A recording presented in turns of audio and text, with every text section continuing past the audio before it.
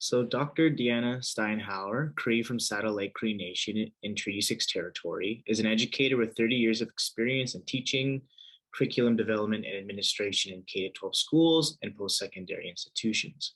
Most importantly, she is a mother and first teacher of her two children and grandchildren. She currently serves as the president of the Yellowhead Tribal College. Diana completed her doctorate in Ainu Pamatsuan, Kistamauan, Indigenous Peoples Knowledge at the University in Blue Quills. She is particularly grateful to elders and knowledge keepers who have guided and mentored her in ancestral knowledge and ways of being as Kisi Squale. Recognizing the value of work of Ainu Pamatsuan, Diana's work as a change agent in language, education, and governance is grounded upon her late father's adage, Pamatsuan Kisimatsu Kausi Kikanao. I'm sorry if I said that wrong. I tried my best. Let us live life the way our Creator intended us to live. So I'd like to welcome Diana.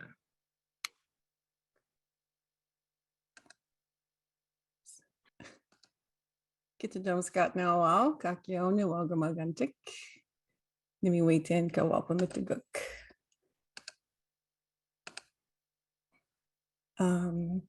Kisque gansko, nimi hawin. Eglam. I just wanted to, maybe I'll stop there. I'm sharing my screen. I hope you can see it, and I'll start the PowerPoint. Yeah, we can see it. Good.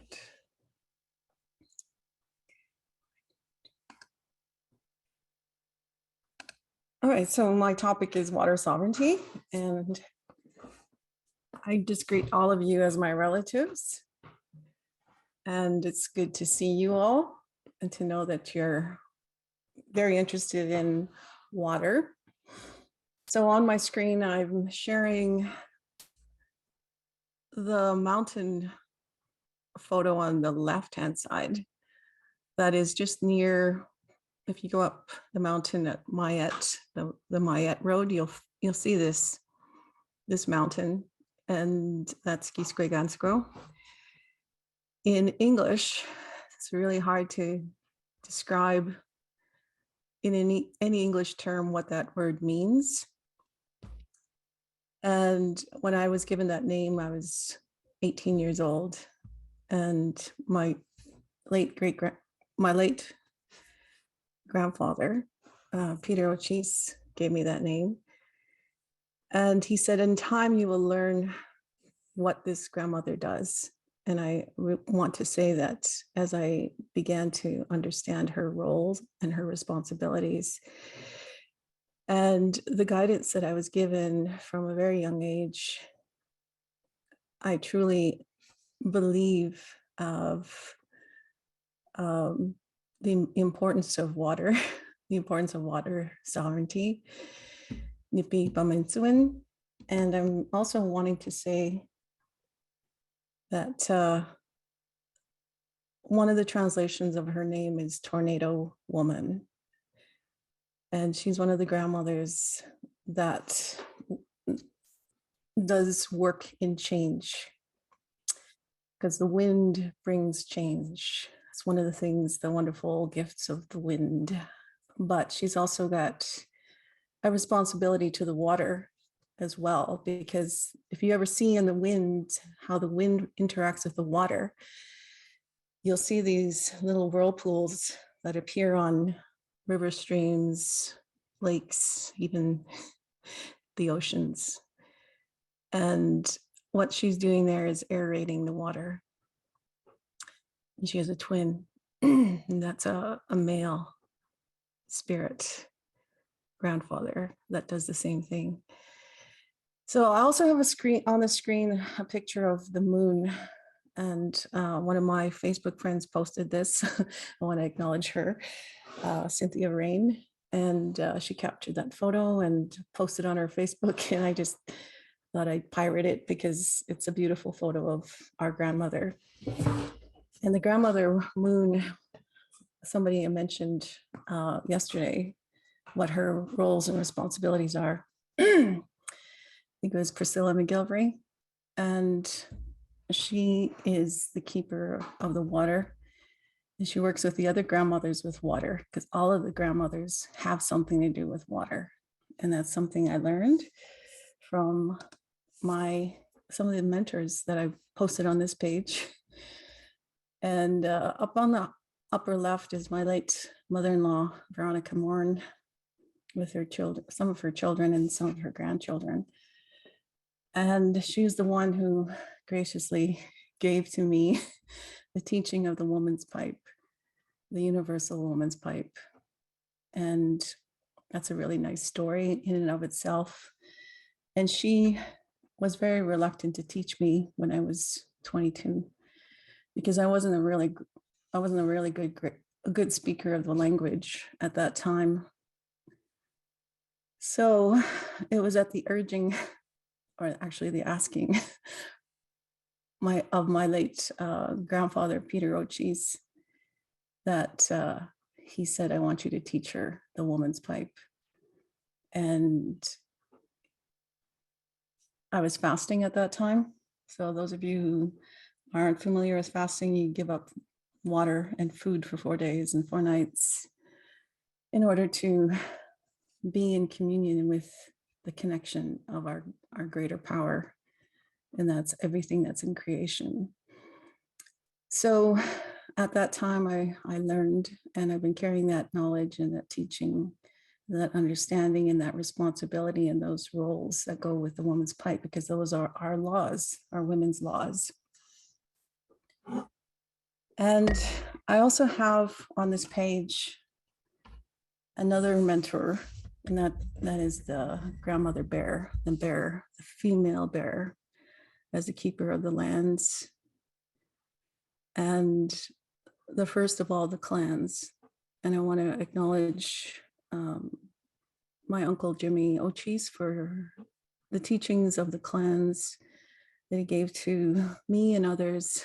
And I hold them in great esteem in relation to who we are as Neheoak, and that they gave us life and they gave us their spirit so that we could be here today. So we come from this vast understanding of how we're connected to everything, and how we are part of the land, and the land is in us, and we are part of the sky is in us. And all of these together form who we are. And so we have a responsibility and a role to all of life forms. And I really appreciate the panelists and other speakers yesterday and today in sharing that knowledge with everybody, in terms of, we don't only have to think about ourselves, but we have to think about the future generations, the ones who are not here yet, but not only the two-legged, but also those ones who fly and their children, those ones with 4 legs and their children, those in the waters and their children. So being a woman is a great honor. And with it comes all these teachings and the responsibilities that we have. And over on the right-hand side, I posted an artist rendition of a picture of the young woman who raised her eagle feather, which is the first teaching of all of creation, that's love. As she stands or kneels within her belief and within her power to protect all that we have been given, all that we need to live a good life, in front of this group of militarized individuals who would wanted them to stand aside so they can continue fracking, and that's in the eastern part of this land that we call Turtle Island. So all of the people who stand for water and for the lands, I'm humbled by your actions, including Jesse for putting this forum together. I want to thank you, and all the women who spoke, and of course the men. I want to thank Brandon for sending me the invitation to be here. So I want to start off with explaining water sovereignty from our worldview, our cosmology, and we come from the land. So these two images are about the first two human beings that were created, and that's male and female. So I'm only showing you the male image on the left-hand side, and that's an image from an aerial photograph of the land, which we call Cypress Hills today. And this is the first human being. This is the place where the first human being's body the land was taken to make the first human being's body by the creator, Mother Earth, and it was brought up into the sky. All of these seeds that came from this place, which hold all of the vegetation. And as a result, using that land to form our bodies, we are the land. And that's not a metaphor. It's the truth, because the creator only creates once. So when I think about this, I acknowledge that there's also a female image on the land, but I don't have a photo of it. So when the creator and Mother Earth finished creating the first two human beings, they were lowered from the sky to the land. And that's what this image on the right-hand side is. It's the place where a lot of you who go to Jasper, Alberta, traveling on Highway 16, it's the first mountain range, first mountain that you are greeted by. And so the word Anishinaabe, which is the first human beings, within the word Anishinaabe is the word that means that being is being lowered from the sky.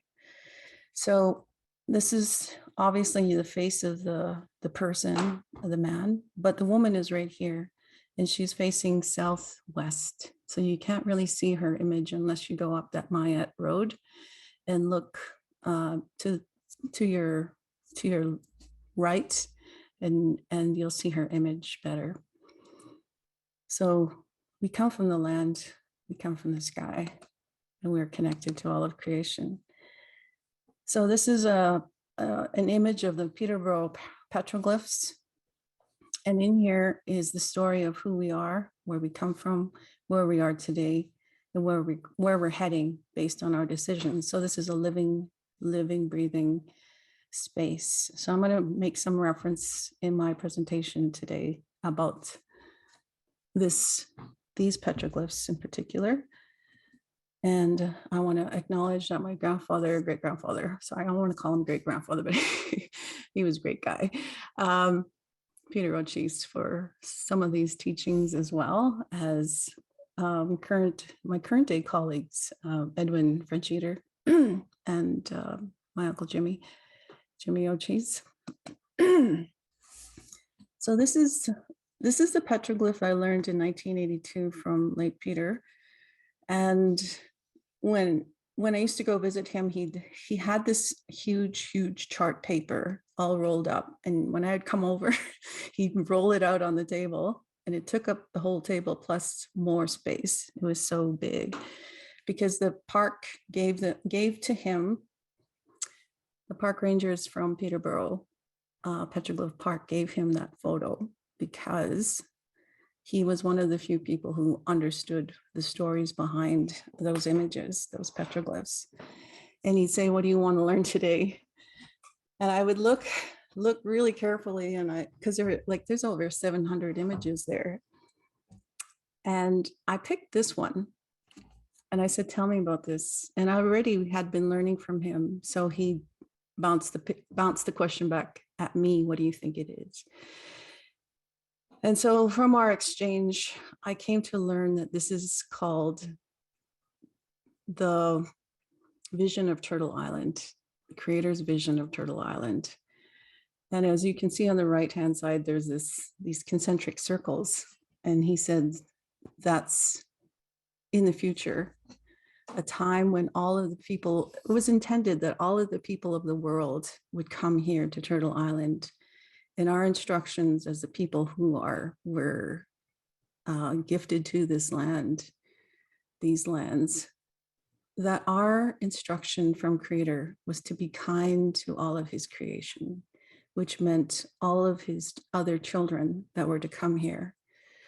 And so our instructions were to welcome them and to make treaty with them. And a treaty is about peace, friendship, and respect. So the line that goes from the left-hand side towards the bullseye, you see that that line, which is our Sweetgrass Trail, is very, very faint on the left-hand side, but it gets darker and darker and darker as we approach the bullseye. And the animals are, and the birds are, they have their own laws, and they're telling us if we forget our way, that this is the direction that we need to move. So he told me in 1982, I will not see that time. And he paused and he said, you may see it. You may not see it, but your children and your grandchildren will. And so I've come to adopt this image of Creator's vision of Turtle Island as my mantra, as my giving me direction in terms of how and where I am and how I live my life, because I want my children and my grandchildren to be in a world of us working towards this vision of what Turtle Island is intended to be. I have another reference here, September 28th, 2012. That's a really significant time in my life. And that is, I woke up and there's this little schism of time from when you awake in the morning to from a sleep state into a fully awakened conscious state. There's this little sliver of minutia time. And in that minutia time, I received instructions from the spirit world. And those instructions were was a really long message, and it ended with a song. And I always feel chilled when I speak about this because it was so profound. And the message was, the women are going to stand up. And when the women stand up, they're going to stand up with the laws backing them up. And I had a whole lot of other instructions given to me at that time. And then what happened is they gave me a song. They sang me a song. And as I woke up, that song was still in my mind, and I never heard that song before. And it wasn't in my language. So I still haven't to this day learned the words. I could sing it to you, but I probably mess up the words. But what I've learned since this time is the Ashwar people who are from Brazil. They're the last indigenous peoples who made contact and allowed Western people to enter into their world. And that was I believe it was in 1992. They reached out to bring somebody to them from the Western world, and they gave her a message. And that message was, if you don't change the way you're moving, you're going to destroy the world, the earth for all of us. And so it was very important for them to reach out and give that message. And part of their message to this person is that that their prophecy is that in 2012, there will be an awakening of the feminine, that the second wing of humanity will open up and humanity will fly straight. So it worked, that message and the message I was given are the same in terms of that year. And since then, I've also come to learn about our treaties and how the men have been carrying, the man's pipe has been carrying the treaties for all this time, for the past 7 generations up to 2012. And then a shift occurred where it starts to move to the woman's responsibility. And therefore, the woman's pipe will carry the treaties for the next generations, the next 7 generations. So with that, I was looking at how I can also give my life to ensure that this happened, to help this movement. And what I'm going to share with you right now, I'm not sure if it's going to work because I'm not familiar with this platform, is I'm just going to play that song because I think it's important for you to hear. Can you hear this?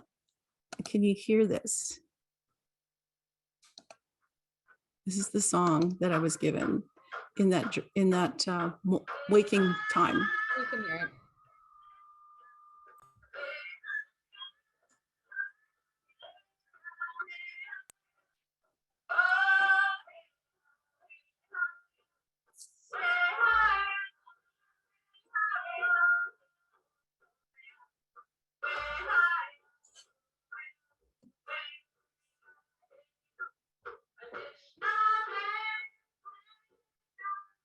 Can you turn the volume up on it a bit, Diana?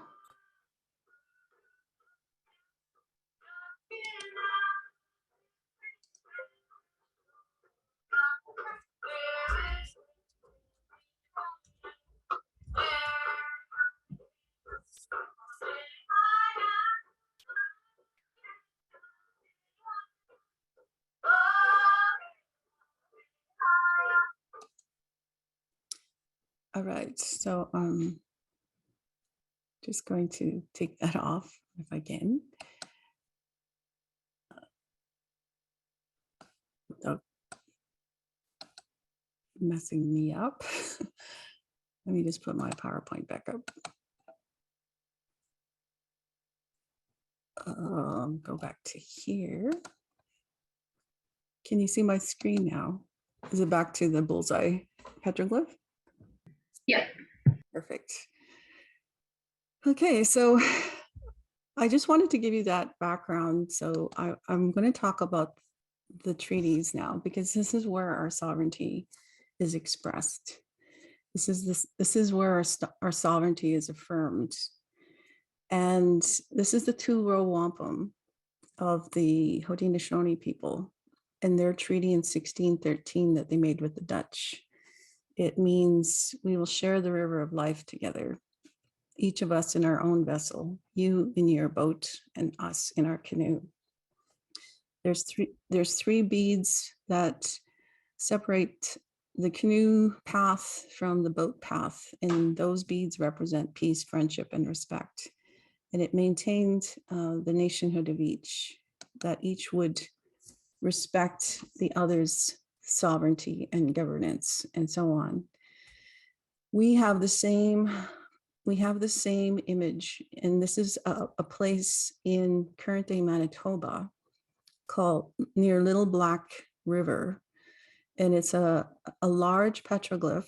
You see it's covered up in, it's been grown over with grass. But there's my Uncle Jimmy with my nephew Ben, and he's teaching him about this path, these two paths, these parallel paths, which are a treaty, which is what the Creator intended for us in relation to maintaining a relationship with the people who are coming from overseas to our lands.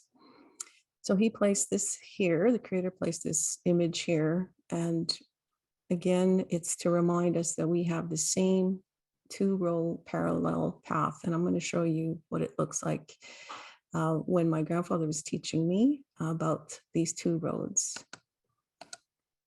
One of the first things that he taught me was the natural law, which is kindness, which is Kisiwatsuin, which is, much bigger than kindness only. It's a state of being, a quality of being humble.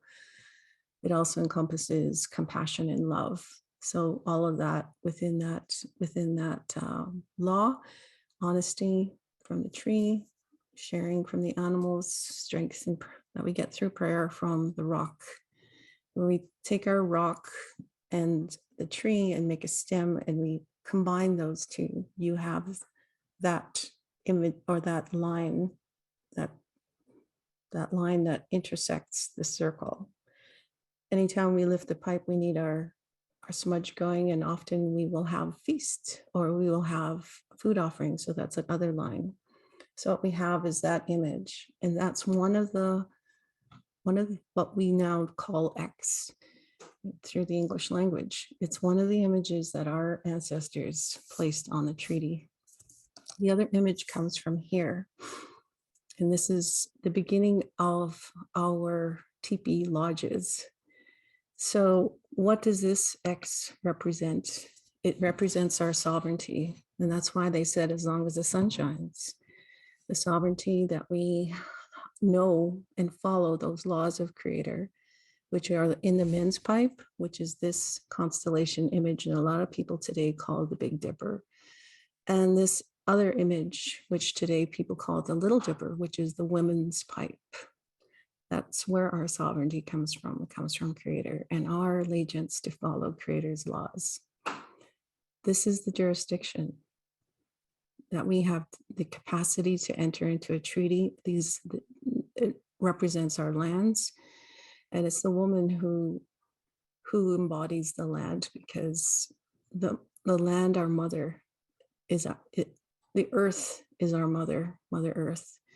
Over here is governance, and that here is the buffalo. I put on that as that image because I learned that way. So we have our sovereignty, our jurisdiction, and our governance. So if you ever hear, as long as the sun shines, the waters flow and the grass grows, that's what they're referring to, that other image, that they were maintaining that. And then the other one is, as long as we are here as people. I also have another petroglyph, which I'll show in a bit.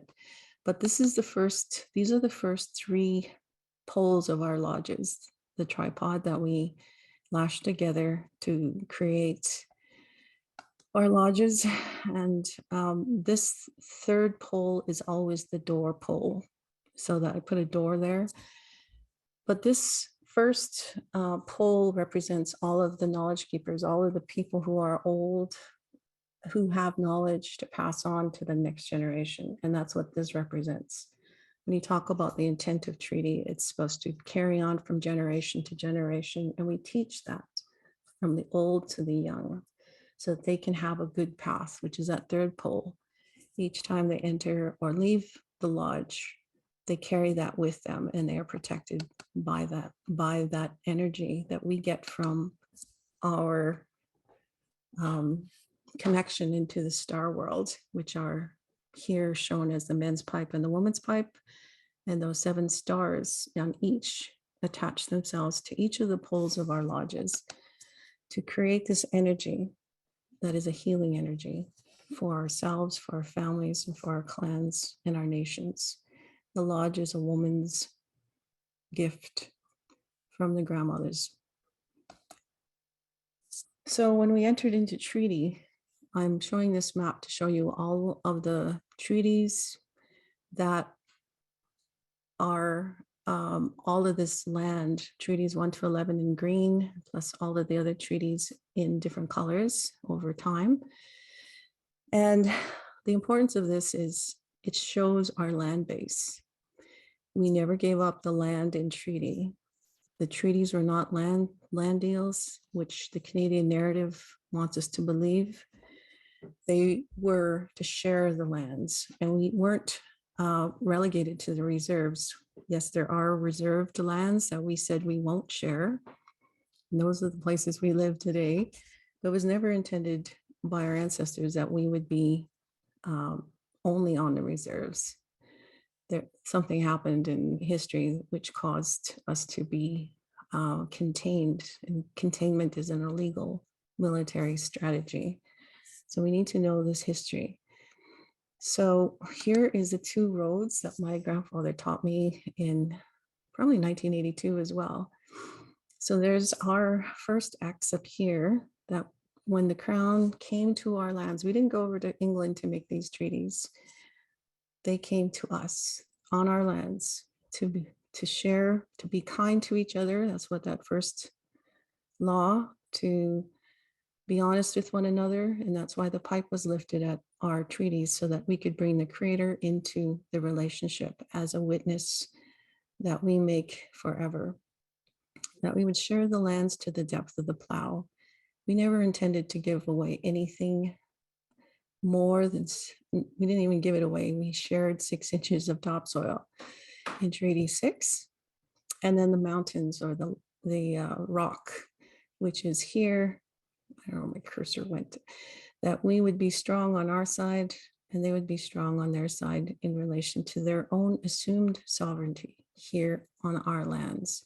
We have sovereignty, and these roads are supposed to go forever. And that's why there's an arrow on the bottom of each. Here's the other X. We reserved places that we weren't going to share with the settlers. And these are lands we still hold in common as collectives. But we maintain our sovereignty, our jurisdiction, and our governance. When the people were speaking during treaty to the crown through an interpreter, they said, what about the water? And the interpreter came back from the commissioner, who said, we don't want your waters. Your waters will remain yours. All we need is enough to water our animals and to for us to live off, to drink. So waters were not included under treaty. Those are our jurisdiction. Then they said, what about the animals and the birds? Because those are our relatives. They said, we don't want your animals and birds. We'll bring our own. They have their own domesticated livestock. They said, what about the trees? So we don't want your trees, but we do need enough to build our homes and build our fences to keep our livestock in. So what about the mountains? They said, well, you can't plow on the mountains. So the mountains weren't included under treaty. And everything that's on our bundle is there in terms of our inherent responsibilities. And they recognize this as nations. If you ever read the treaty text, we are considered nations and tribes. We're not considered communities. We're not considered indigenous peoples or aboriginals or nothing. It's nations and tribes. Only nations can enter into international treaties. And this is what these are. On top of that, they said, we will give you things like the medicine chest, the schoolhouse, the no tax, and so on. So there's more to this. I'm not going to go too far into this because I have a very short time frame. I'm looking at the time. I'm almost out of time. Oh my goodness. Okay, so I'm going to move on.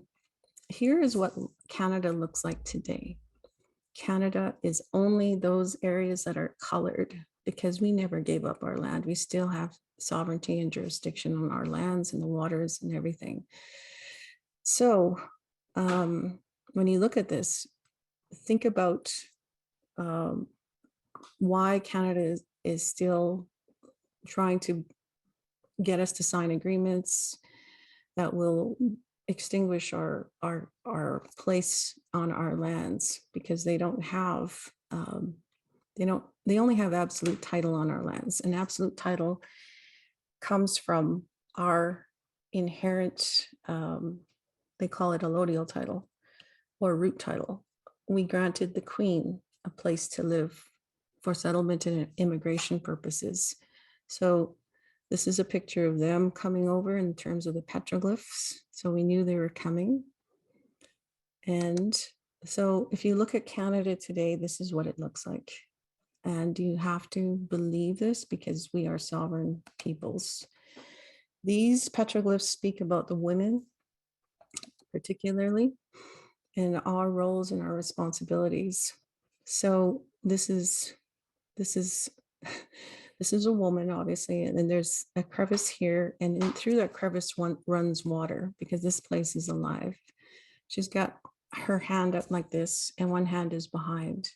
So that tells us that we are going to be we're only going to see one side of the treaty. And that's what's going on. The Canadian narrative is almost obliterated our side of the treaty. So these other petroglyphs speak about women in relation to the grandmothers. So this is another image of Athabasca Glacier, another image of another grandmother who sits and takes care of that. And she's right up here.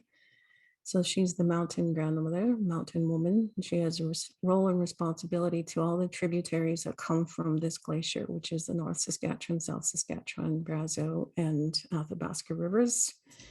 This is my home fire. Coming from what I learned about the grandmothers, I wanted to embody what their roles are. So I went ahead and created and developed and funded my own home here in my community, my reserve, and I made an investment.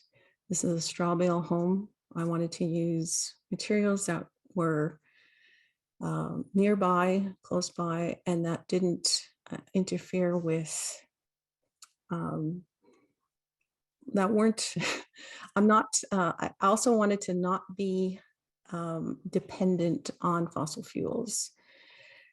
So I can live off grid given what I invested in terms of my home fire.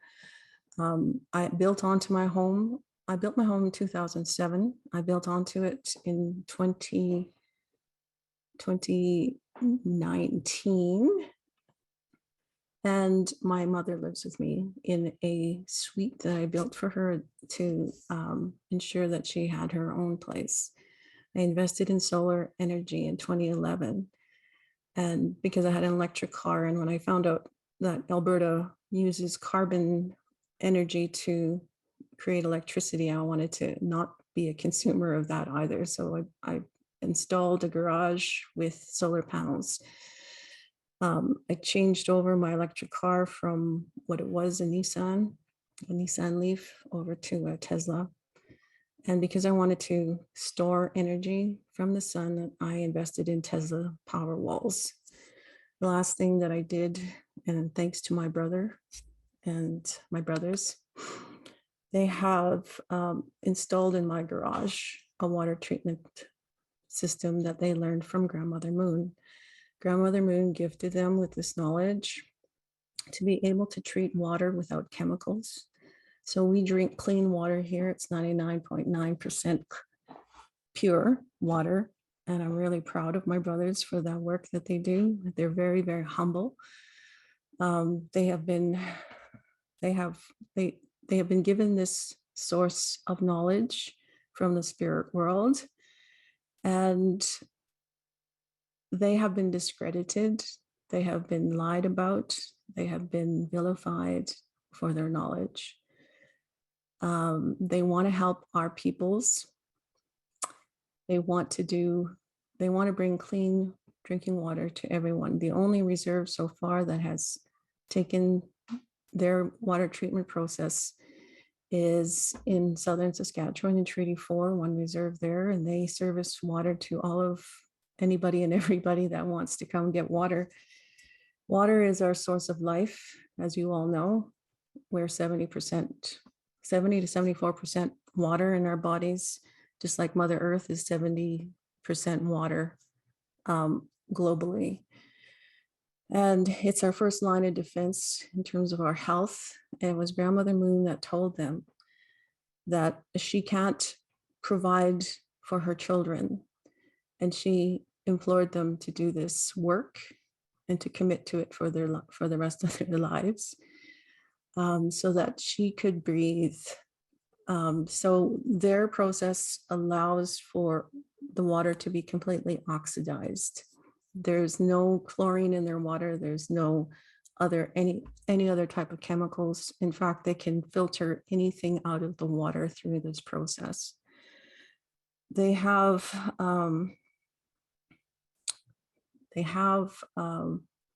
talked to the chiefs in northern Alberta not too long ago, probably a month ago, about cleaning the tailings ponds with their water treatment system.